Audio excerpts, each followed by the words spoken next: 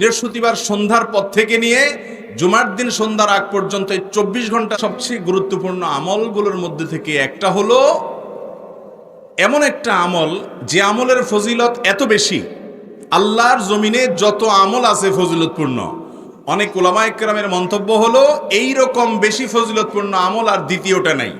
আমলটা কি বলবো?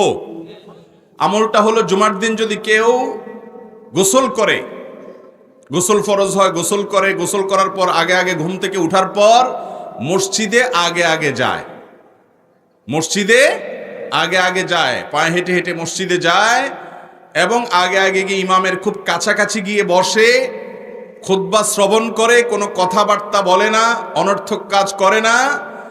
এই কাজগুলো যদি কেউ ঠিকঠাক মতো করে তার প্রতি কদমে 1 বছর, কোন কোন বর্ণনা আর অনেক বেশি বছরের কথা বলা হয়েছে, ইবাদতের সওয়াব সে পাবে, নামাজ নফল নামাজের সওয়াব পাবে, আবার রোজা রাখারও সওয়াব পাবে। এবার হিসাব করে দেখেন কি পরিমাণ সওয়াব নিজের করে নিতে পারে জুমার দিনের আমলের মাধ্যমে। এই জন্য জুমার দিনে এই সমস্ত আমলের কথা আমরা একে অন্যকে স্মরণ করাবো ইনশাআল্লাহ। জুমা মুবারক বা এই জাতীয় কোনো অভিবাদন জানানোর নির্দেশ কোরআন হাদিস আমাদেরকে দেয় নাই, করতে হবে সেটাই যেটা কোরআন হাদিসে নির্দেশ করেছে। জুমার দিন হলে বা বৃহস্পতিবার দিবাগত রাত হলে দেখা যায় একে অন্যকে কি বলে? জুম্মা মুবারক।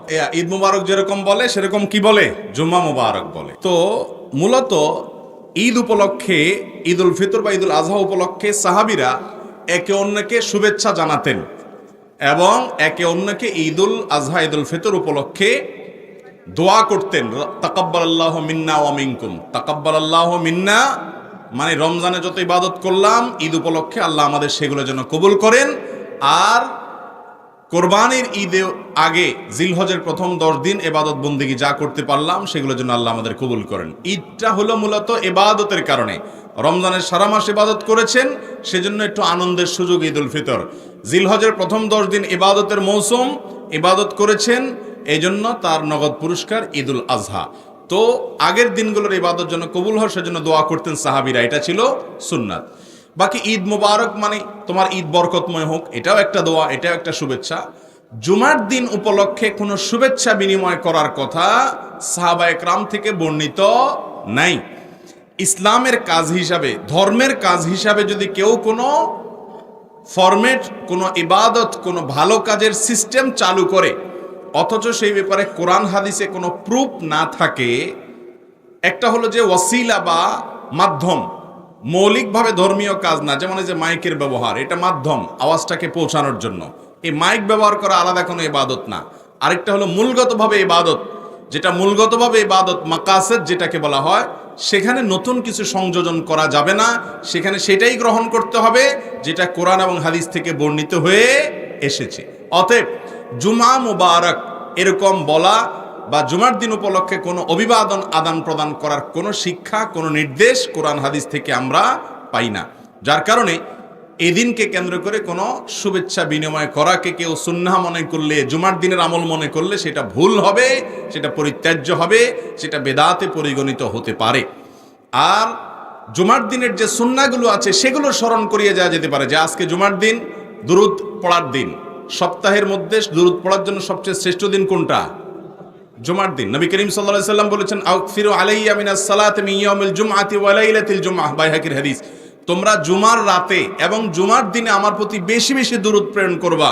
দুরূদ পাঠের শ্রেষ্ঠ সিজন, মৌসুম হলো জুমার দিন। জুমার দিনের দুরূদটা হলো সবচেয়ে শ্রেষ্ঠ দুরূদ। আর এই জন্য বৃহস্পতিবার সন্ধ্যার পর থেকে নিয়ে জুমার দিন সন্ধ্যার আগ পর্যন্ত এই 24 ঘন্টা দুরূদ পাঠের সময়, এই টাইমটাতে অন্যকে স্মরণ করায় দেন, নিজে দুরূদ পাঠ করেন, এটা হলো কাজের কাজ। হাদিসে যেটা করতে বলা হয়েছে সেটা করেন, সেটার খোঁজ খবর নাই। জুম্মা মুবারক, অনেক ভালো মানুষও জুম্মা মুবারক আদান প্রদান করেন, বলেন, সেটা আরেক জিনিস। কিন্তু আমার একটা বাস্তব অভিজ্ঞতা হলো, ফেসবুকে দেখবেন যে বৃহস্পতিবার থেকে জুম্মা মুবারক লেখে, এই লেখকদের অনেককে আমি দেখেছি যারা ভালো করে নামাজও পড়ে না, শুধু জুম্মা মুবারক লেখে। দেখছেন নি আপনারা? নামাজও পড়ে না কিন্তু কি লেখে?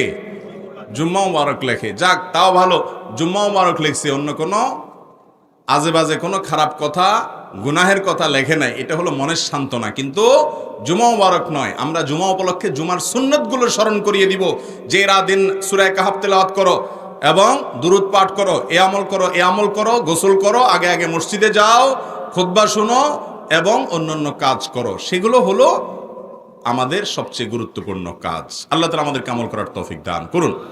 কোরআন এবং হাদিস থেকে ঘেটে আমরা 14টা আমলের কথা একটা লম্বা বড় ভিডিওতে বলেছি। আজকে সেখান থেকে আমি সংক্ষেপ করে এই 14টার মধ্যে আবার অতি গুরুত্বপূর্ণ 5টা আমলের কথা বলবো ইনশাআল্লাহ। নাম্বার 1, সবচেয়ে বেশি যেটা করতে হবে পরিমাণে, জুমার দিন, জুমার রাত, বৃহস্পতিবার সন্ধ্যা থেকে নিয়ে শুক্রবার সন্ধ্যার আগ পর্যন্ত পরিমাণে সবচাইতে বেশি করতে হবে যে আমলটা, সেটা হলো দুরূদ শরীফের আমল। নবী করিম সাল্লাল্লাহু আলাইহি ওয়াসাল্লাম বলেছেন, আকসিরু আলাইয়া মিনাস সালাতি মিন ইয়াউমিল জুমআতি ওয়া লাইলাতিল জুমআহ, তোমরা জুমার দিন এবং জুমার রাতে আমার প্রতি বেশি বেশি দুরূদ পাঠ করবে, দুরূদ প্রেরণ করবে। ফাইন্না সালাতাকুম মা'রুদাতুন আলাই, কারণ তোমরা যে দুরূদ পাঠ করো এটা আমার কাছে পেশ করেন আল্লাহর ফেরেশতারা, এবং রীতিমতো নামধাম সহকারে আল্লাহর একদল ফেরেশতা নিয়োজিত আছে। তারা বলেন, আল্লাহ, হে আল্লাহ রাসূল, আপনার অমুক উম্মত, অমুক অনুসারী, আল্লাহর অমুক বান্দা পৃথিবীর অমুক প্রান্ত থেকে, অমুক দেশ থেকে, অমুকের সন্তান, সে আপনার প্রতি দুরূদ পেশ করেছে জুমার দিনে, জুমার রাতে বা অন্য সময়ে। এটা নবী করিম সাল্লাল্লাহু আলাইহি ওয়াসাল্লামের কাছে রিপোর্ট দেওয়া হয় আল্লাহর নিযুক্ত ফেরেশতাদের মাধ্যমে। এই জন্য শুক্রবার এবং শুক্রবার দিন এবং রাত, অর্থাৎ বৃহস্পতিবার সন্ধ্যা থেকে নিয়ে শুক্রবার সন্ধ্যা পর্যন্ত এই 24 ঘন্টার মধ্যে নবী করিম সাল্লাল্লাহু আলাইহি ওয়াসাল্লামের ভাষ্য খেয়াল করেন, আকসিরু আলাই। ওলামা একরাম জানেন নবী আলাইহিস সালাম সাধারণত কোনো আমল পরিমাণে বেশি করতে বলতেন না। পরিমাণে বেশি করতে বলার মতো আমল খুব কম ইসলামে। গোটা কোরআন যদি খোলেন আপনি, পরিমাণে অধিক করতে বলা হয়েছে এরকম আমল খুব বেশি পাবেন না। তোমরা বেশি বেশি করে নামাজ পড়ো, বেশি বেশি করে রোজা রাখো, এরকম কথা কোরআন হাদিসে নাই। অবশ্যই একজন ইমানদার 5 ওয়াক্ত ফরজ নামাজের পাশাপাশি অধিক পরিমাণে নফল নামাজও পড়বেন, সেটা ভিন্ন কথা। কিন্তু কোরআনে বেশি পরিমাণে আল্লাহর জিকির করার কথা বলা হয়েছে। আর নবী করিম সাল্লাল্লাহু আলাইহি ওয়াসাল্লাম বৃহস্পতিবার সন্ধ্যা শুরু হলে শুক্রবার সন্ধ্যার আগ পর্যন্ত বেশি পরিমাণে করতে বলেছেন যে কাজটা, সেটা হলো দুরূদ শরীফের আমল। দুরূদের এই আমলটা, এটা করার জন্য আল্লাহ তাআলা এমন সহজ করে দিয়েছেন যে ওযুর প্রয়োজন নাই। আপনার ওযু নাই, তারপর আপনি দুরূদ পাঠ করতে পারবেন। এবং আপনি এই বড় দুরূদ পড়ার মতো সময় নাই, তো আপনি একেবারে সবচেয়ে সংক্ষিপ্ত দুরূদ পড়েন সাল্লাল্লাহু আলাইহি ওয়াসাল্লাম, তাতেও দুরূদ পাঠের সওয়াব পাবেন। আমলটা করবো তো ইনশাআল্লাহ। নাম্বার 1। নাম্বার 2, জুমার দিন উপলক্ষে অন্য যে কোনো দিনের চাইতে জুমার দিন অর্থাৎ শুক্রবারের ফজর নামাজ পুরুষরা মসজিদে জামাতের সাথে পড়বেন। জামাতের সাথে পড়ার নিয়ত করবেন পাক্কা, কারণ অন্য যে কোনো দিনের ফজর নামাজ না, শুধুমাত্র যত নামাজ আছে, নবী করিম সাল্লাল্লাহু আলাইহি ওয়াসাল্লাম বলেছেন, আফদালুস সালাওয়াতে ইনদাল্লাহ, আল্লাহর কাছে দুনিয়ার সব নামাজের মধ্যে 5 ওয়াক্ত সাধারণ নামাজগুলোর মধ্যে সবচেয়ে উত্তম নামাজ হলো সলাতুল ফজরে মাআল জামাআতে ইয়াউমাল জুমআহ, জুমার দিন ফজরের নামাজ জামাতের সাথে আদায় করা হলো যত নামাজ আছে এর মধ্যে সবচেয়ে শ্রেষ্ঠ নামাজ। ভাইরা আমার, প্রত্যেক বৃহস্পতিবার আসলে সন্ধ্যার সময় প্রতিজ্ঞা করব, সপ্তাহের অন্য দিন যদি আমার ত্রুটি বিচ্যুতি হয়ও আমি সেটাকে কারেকশন করার চেষ্টা করব, কিন্তু শুক্রবার ফজরটা পুরুষ হিসাবে আমি জামাতের সাথে পড়বই পড়বো। তার জন্য রাতে আগে আগে শোবো, ডাবল ট্রিপল অ্যালার্ম দিয়ে শোবো, অন্য নামাজি বন্ধুকে বলবো ফোন দিয়ে ডেকে দিবি, একে অন্যের সহযোগিতা করব, কিন্তু ফজরের নামাজ জুমার দিন ছাড়বো না ইনশাআল্লাহ। 3 নম্বর আমল হলো সূরা কাহাফ পড়বো। যারা কোরআন পড়তে পারেন না তারা শুনবেন, আর যারা পড়তে পারেন তারা নিজে পড়বেন। সূরা কাহাফ যদি জুমার দিন কেউ পড়ে, নবী করিম সাল্লাল্লাহু আলাইহি ওয়াসাল্লাম বলেছেন এই সূরাটা তার জন্য নূর হবে, নূর, আলো আল্লাহর তরফ থেকে। কিয়ামতের ময়দানে ভয়াবহ গুটগুটে অন্ধকার হবে। কিয়ামতের একটা ভয়াবহ শাস্তি হলো অন্ধকারের শাস্তি। ভাইরা আমার, অন্ধকারের শাস্তি মানে এমন ভয়াবহ অন্ধকার হবে যে দুনিয়ার অন্ধকারের সাথে কোনো তুলনাযোগ্য নয়। সেই ভয়াবহ অন্ধকারে কিছু আমল আছে যে আমলগুলো মানুষের ওই অন্ধকারের মধ্যে আলোর কাজ দিবে। এর মধ্যে একটা হলো এই সূরা কাহাফ। অন্য অনেক উলামা ইকরাম বলেছেন এর ব্যাখ্যা হলো সূরা কাহাফ যদি কেউ এক বৃহস্পতিবারে পড়ে, পরের বৃহস্পতিবার পর্যন্ত, এক শুক্রবারে যদি পড়ে, পরের শুক্রবার আগ পর্যন্ত পুরো সপ্তাহব্যাপী তার ভিতরে নূর, ঈমানের নূর, তাকওয়ার নূর, ইলমের নূর, আমলের নূর, ভালো মানুষ হওয়ার নূর তার ভিতরে আল্লাহ তাআলা সৃষ্টি করে দিবেন। তো নবী সাল্লাল্লাহু আলাইহি ওয়াসাল্লাম বলেছেন সূরা কাফের প্রথম 10 আয়াত যদি কেউ মুখস্থ করে তো এই ব্যক্তিকে আল্লাহ রাব্বুল আলামিন এবং যদি তেলাওয়াত করে এই ব্যক্তিকে আমলের মাধ্যমে দাজ্জালের ফিতনা থেকে আল্লাহ বাঁচিয়ে রাখবেন। অতএব জুমার দিন প্রত্যেক শুক্রবারে সূরা কাফ পড়ব তো ইনশাআল্লাহ। 4 নম্বর আমল হলো দুনিয়াতে যত ফজিলতপূর্ণ আমল আছে এর মধ্যে সবচেয়ে বেশি ফজিলতপূর্ণ আমল এটা। খুব সহজ আমলটা, খুব সহজ, প্রত্যেক শুক্রবার আমরা এটা করতে পারি। জুমার দিন আগে ঘুম থেকে উঠে উত্তম রূপে গোসল করে মসজিদে আগে আগে গিয়ে পায়ে হেঁটে গিয়ে সামনে ইমাম সাহেবের কাছাকাছি গিয়ে বসা, অনর্থক কথা কাজ না করা, তেলাওয়াত জিকির আজকারের মাশগুল থেকে নামাজটা পড়ে বের হয়ে আসা, এই কাজ, এই কয়েকটা কাজ যদি করে তাহলে কাজ কয়টা হলো? আগে আগে ঘুম থেকে উঠা, ওই যে ফজর নামাজ জামাতের সাথে পড়া ইত্যাদি, গোসল করা উত্তম রূপে, আর পায়ে হেঁটে মসজিদে যাওয়া, বাহনে না চড়া। 4 নম্বর হলো ইমামের কাছাকাছি গিয়ে বসা, কোনো অনর্থক কাজ না করা। এই 4টা কাজ যদি কেউ জুমার দিনে করে, নবী করিম সাল্লাল্লাহু আলাইহি সাল্লাম বলেছেন ওই ব্যক্তি বাসা থেকে মসজিদ পর্যন্ত যে আসলো, যতগুলো পা ফেলবে, যতগুলো স্টেপ ফেলবে, যতগুলো কদম দিবে, প্রতিটা কদমের বিনিময়ে আল্লাহ রাব্বুল আলামিন তার অ্যাকাউন্টে, তার আমল নামাতে 1 বছর রাত জেগে, সারা রাত জেগে তাহাজ্জুদ নামাজ পড়লে এবং 1 বছর সারা দিন, প্রত্যেকটা দিন পুরা বছর জুড়ে নফল রোজা রাখলে যে পরিমাণ সওয়াব পাইতো, 1 বছর নফল রোজা, 1 বছর রাতভর জেগে তাহাজ্জুদের নামাজ পড়ার সওয়াব মাত্র একটা কদম ফেলার বিনিময়ে দিবেন। চেষ্টা করব না ইনশাআল্লাহ। 5 নম্বর এবং সর্বশেষ আমল হলো জুমার দিনে একটা সময় আছে দোয়া কবুল হয়। দোয়া কবুলের যে সময়গুলো আছে এর ভিতরে অত্যন্ত ইম্পর্টেন্ট একটা সময় হলো জুমার দিন। শুক্রবারের একটা সময় সম্পর্কে নবী সাল্লাল্লাহু আলাইহি ওয়াসাল্লাম বলেছেন যে একটা সময় আছে শুক্রবারের, এই সময়ে বান্দা কোনো দোয়া করলে আল্লাহ তাআলা ফিরিয়ে দেন না, কবুল করেন। কিন্তু সময়টা যে ঠিক কখন এটা হাদিসে নবী সাল্লাল্লাহু আলাইহি ওয়াসাল্লাম বলেন না, যাতে করে হয়তো আমরা সারা দিনেরই কম বেশি দোয়ার চেষ্টা করি। এই বিষয়ে মুহাদ্দিসগণ, হাদিস বিশ্লেষকগণ, পণ্ডিত ওলামা একরামগণ হাদিসের বিভিন্ন আকার ইঙ্গিতকে গবেষণা করে, অ্যানালাইসিস করে এক একজন এক এক সময়ের কথা বলেছেন। তবে বেশিরভাগ ইমাম, বেশিরভাগ পণ্ডিত ওলামা একরাম, বেশিরভাগ আপনার ইসলামিক স্কলারগণের বক্তব্য হলো যে এই সময়টা হলো জুমার দিনের শেষ প্রহর, আসরের পর থেকে নিয়ে সূর্য ওঠার আগ পর্যন্ত এই সময়টা। আমাদের আল্লাহর দিকে মনোনিবেশ করতে হবে দোয়ার জন্য বেশি বেশি। তাহলে শুক্রবারে 5 নম্বর আমল হলো বেশি বেশি কি করবো ইনশাআল্লাহ? দোয়া, বেশি বেশি দোয়া করবেন, উঠতে বসতে চলতে ফিরতে। বিশেষভাবে সূর্য ডুবার আগের যে সময়টা শুক্রবার, অর্থাৎ দিনের শেষ সময়টা, বিশেষভাবে আল্লাহ তাআলার কাছে দোয়া করব। ঠিক আছে তো ইনশাআল্লাহ? কয়টা আমল বললাম? আমল করব তো ইনশাআল্লাহ? মনে থাকবো তো ইনশাআল্লাহ? আমরা প্রয়োজনে বাসায় গিয়ে একটা কাগজে নোট করে ফেলবো, লিখে ফেলবো, লিখে এরপরে ওয়ালে টাঙ্গায় দিবেন বাসায় যে জুমার দিন এই 5 কাজ আমি ছাড়বো না। আপনি যদি মনেও না থাকে, আপনার যদি ভুলেও যান, আপনি এই কাগজ আপনাকে মনে করাবে ইনশাআল্লাহ। বাসায় ফ্যামিলির লোকদের সাথে শেয়ার করবেন, জুমার দিন হুজুর বলেছেন, আমি একটু আমার মন থেকে বলিনি, এগুলো সব কোরআন হাদিসের কথা বলেছি আপনাদেরকে। কোরআন হাদিসের আলোকে 5টা আমলের কথা বলেছেন, বিশেষভাবে জুমার দিন আমি 5টা আমল করবই করব। ভাইরা আমার, প্রত্যেক জুমার দিন যদি আপনি একটু ইমানের রিচার্জ করেন, ইনশাআল্লাহ সারা সপ্তাহ আপনার জন্য সেটা উপকারে আসবে। চেষ্টা করবো তো ইনশাআল্লাহ?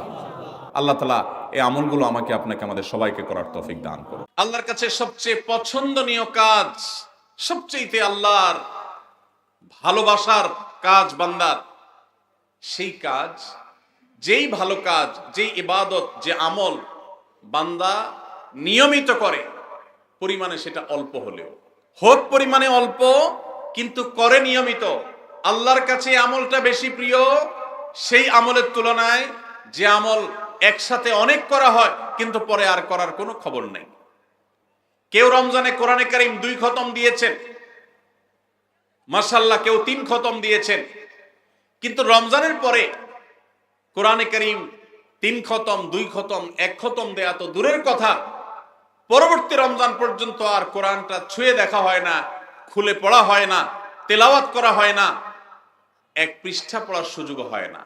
তাহলে এই 3 খতম 2 খতমের চাইতে রমজানে কেউ যদি 1 খতম কোরআন দেন, অথবা তার চাইতে কমও কোরআন তেলাওয়াত করেন, কিন্তু রমজানের পরে সেই কোরআন দিনে হয়তো 2-5 পারা পড়তে পারেন না, কিন্তু 1 পৃষ্ঠা হইলেও পড়েন, 2 পৃষ্ঠা হইলেও পড়েন, তার দৈনন্দিন রুটিনের মধ্যে কোরআন তেলাওয়াত থাকেই থাকে। আল্লাহর কাছে ওই 3 খতম দেওয়া কোরআন তেলাওয়াতকারীর চাইতে মাত্র 10 পারা কোরআন তেলাওয়াত করেছেন যিনি রমজানে, কিন্তু রমজানের পরেও সেটাকে ধরে রেখেছেন, পরিমাণে অল্প হলেও আল্লাহর কাছে এই দ্বিতীয় ব্যক্তি অনেক বেশি শ্রেয় এবং প্রিয়। প্রিয় ভাইরা আমার, রমজানে আপনি অনেক দান দক্ষিণা করলেন, রমজানের পরে আর খবর নাই। আল্লাহর কাছে এটার চাইতে বেশি প্রিয় রমজানে তৌফিক অনুযায়ী দান সাদেকা করেছেন, রমজানের পরেও আপনি দান সাদেকা অল্প অল্প হলেও ধরে রাখার চেষ্টা করেছেন। আল্লাহ আমাদের সবাইকে রমজানে যে সমস্ত নেকামলগুলো আমরা করতে পেরেছি, রমজান শেষ হওয়ার সাথে সাথে সেগুলো বন্ধ না করে বরং সেই আমলের ধারাবাহিকতাকে আল্লাহ আমাদেরকে ধরে রাখার তৌফিক দান করুন। ভাইরা আমার, আমরা কি রমজান মাসকে পুজো করেছি নাকি আল্লাহর ইবাদত করেছি? ইবাদত কি আল্লাহকে করেছেন না রমজান মাসকে করেছেন? আল্লাহকে করেছেন। যদি রমজান মাসকে কেউ ইবাদত করে, রমজান মাসকে যদি কেউ পুজো করে, তাহলে তার এখন আর ইবাদত করার দরকার নাই, কারণ রমজান শেষ হয়ে গেছে। আর যদি কেউ ইবাদত করে আল্লাহকে, তাহলে যে আল্লাহ রমজানে ইবাদতের নির্দেশ দিয়েছেন, সে আল্লাহর নির্দেশ রমজানের পরেও ইবাদতের জন্য আছে না নাই? আল্লাহ বলেছেন, ওয়াবুদ রাব্বাকা হাত্তা ইয়াতিয়াকাল ইয়াকিন। তোমার রবের ইবাদত শুধু রমজানে নয়, রমজান ইবাদতের মৌসুম হিসাবে ইবাদত বেশি হতে পারে, কিন্তু রমজানের ইবাদতের ধারা মৃত্যু আসার আগ পর্যন্ত তোমাকে ধরে রাখতে হবে। তবেই আল্লাহর কাছে সাকসেস হওয়া যাবে, তবেই আল্লাহর কাছে সফল হওয়া যাবে, সার্থক হওয়া যাবে। আমাদের এই জীবন সাধনা, আমাদের তাকওয়ার সাধনা, আমাদের সিয়াম সাধনা, আমাদের রমজানের ইবাদত বন্দেগী আল্লাহর কাছে কবুল হবে। আল্লাহ আমাদের সবাইকে রমজানের আমলগুলোকে রমজানের পরেও পরিমাণে অল্প অল্প হলেও ধরে রাখার তৌফিক দান করুন। সবাই চেষ্টা করবো তো ইনশাআল্লাহ। রমজান মাস আমাদের থেকে বিদায় নিয়ে গেছে। রমজান মাস বিদায়ের সাথে সাথে আমাদের সমাজের বহু মানুষ আছে যাদের ইবাদত বন্দেগীও বিদায় হয়ে গেছে। আমরা অনেকে রমজান মাস শেষ হওয়ার পর মাথার টুপিটা খুলে ভাঁজ করে এমন ভাবে রেখে দিয়েছি যেন আবার আগামী বছর রমজান আসলে সেই টুপি খুলে আমরা মাথায় দেব। আমাদের কি শুধু ইবাদত বন্দেগী রমজানেই করা দরকার, না রমজানের পরেও করতে হবে? কতদিন পর্যন্ত আমাদের ইবাদত বন্দেগী নেকামল চলা উচিত, এ সম্পর্কে কোরআনে কারিমে আল্লাহ রাব্বুল আলামিন বলেন, ওয়াবুদ রাব্বাকা হাত্তা ইয়াতিয়াকাল ইয়াকিন।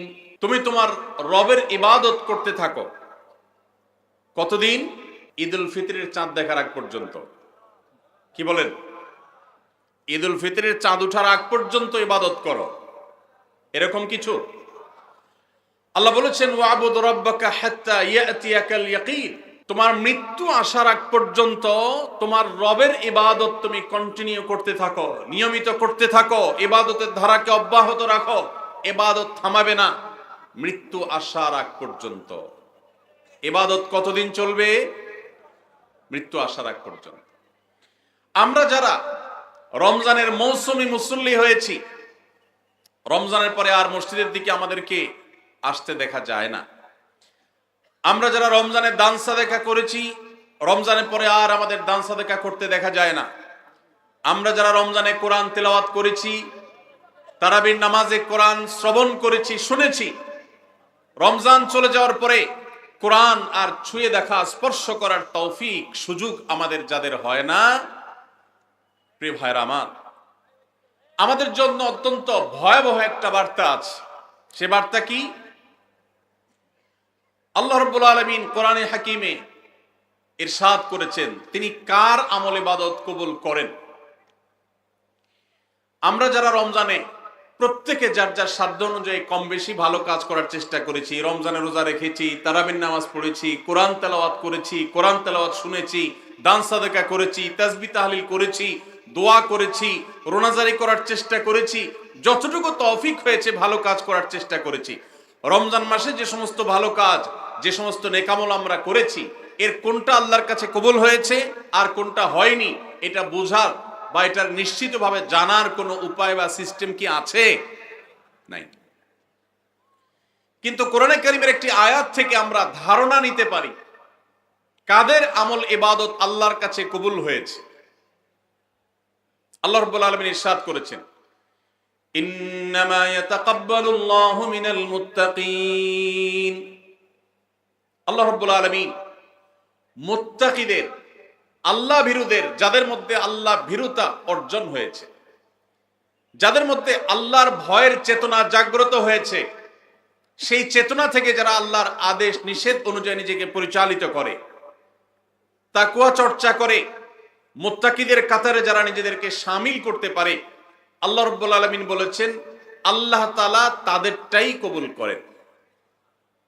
অতএব যদি রমজানের পরেও আপনার মসজিদের আনাগোনা, মসজিদের আসা যাওয়া বলবৎ থাকে, অব্যাহত থাকে, রমজানের পরেও যদি আপনার কোরআন খুলে তেলাওয়াত করার সুযোগ, সৌভাগ্য অর্জন হয়, রমজানের পরেও যদি আপনার মাঝে মধ্যে হলেও আল্লাহর কাছে দুহাত তুলে দোয়া করবার তৌফিক হয়, সুযোগ হয়, সামর্থ্য হয়, রমজানে অনেক বেশি দান সাদাকা করেছেন, রমজানের পরে এত বেশি পারেন না, অল্প হলেও দান সাদাকা করার চেষ্টা করেন, তাহলে আপনি আল্লাহর কাছে নিজেকে সেই সৌভাগ্যবান মানুষদের কাতারে শামিল বলে সুধারণা করতে পারেন, যাদের রমজানের আমল ইবাদত আল্লাহ তাআলা কবুল করেছেন। আলহামদুলিল্লাহ।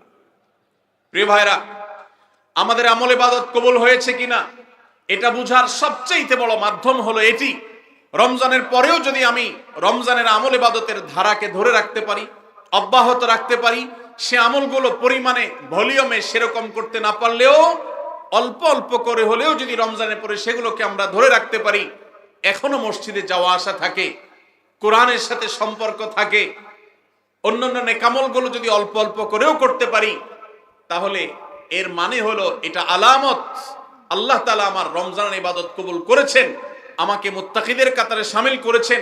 রমজানের পরে এখন গুনাহ করতে গিয়ে বুকটা কাঁপে। আল্লাহ দেখেন, যে আল্লাহর ভয়ে রমজানে হারাম থেকে বেঁচে থাকার চেষ্টা করেছি, সে আল্লাহর ভয় এখনো বেঁচে থাকার চেষ্টা করি, হয়তো ততটা পারি না কিন্তু চেষ্টাটা করি, এটুকু যদি করতে পারি তাহলে এটা একটা আলামত, এটা একটা ইন্ডিকেটর যে আল্লাহ তাআলা আমাদের রমজানের আমল ইবাদত কবুল করেছেন। আল্লাহ আমাদের সবাইকে সেরকম সৌভাগ্যবান মানুষের কাতারে শামিল হওয়ার তৌফিক দান করুন।